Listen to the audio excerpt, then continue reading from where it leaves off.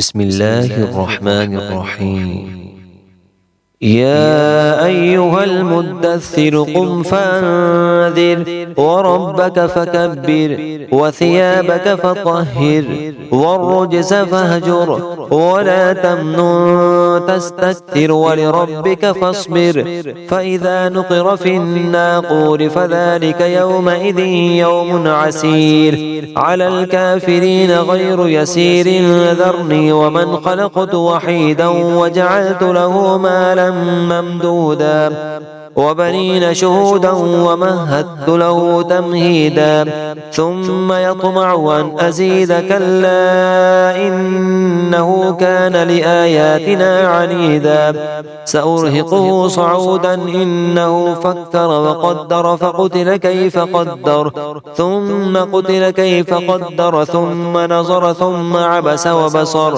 ثم أدبر واستكبر فقال إن هذا إلا سحر يؤثر إن هذا إلا قول البشر سأصليه سقر وما أدراك ما سقر لا تبقي ولا تذر لواحة للبشر عليها 19 وما جعلنا أصحاب النار إلا ملائكة وما جعلنا عدتهم إلا فتنة للذين كفروا ليستيقن الذين أوتوا الكتاب ويزداد الذين آمنوا إيمانا ولا يرتاب الذين أوتوا الكتاب والمؤمنون وليقول الذين في قلوبهم مرض والكافرون ماذا أراد الله بهذا مثلا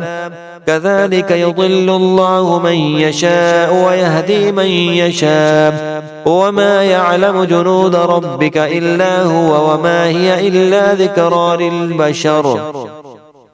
كلا والقمر والليل إذ أدبر والصبح إذا أسفر إنها لإحدى الكبر نذيرا للبشر لمن شاء منكم أن يتقدم أو يتأخر كل نفس بما كسبت رهينة كل نفس بما كسبت رهينة إلا أصحاب اليمين في جنات يتساءلون عن المجرمين ما سلككم في سقر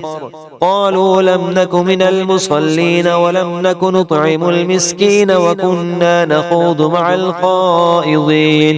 وكنا نكذب بيوم الدين حتى أتانا اليقين فما تنفعهم شفاعة الشافعين فما لهم عن التذكرة معرضين كأنهم حمر مستنفرة فرت من قسورة بل يريد كل امرئ منهم أن يؤتى صحفا منشرة كلا بل لا يخافون الآخرة كلا إنه تذكرة فمن شاء ذكره وما يذكرون إلا أن يشاء الله وأهل التقوى وأهل المغفرة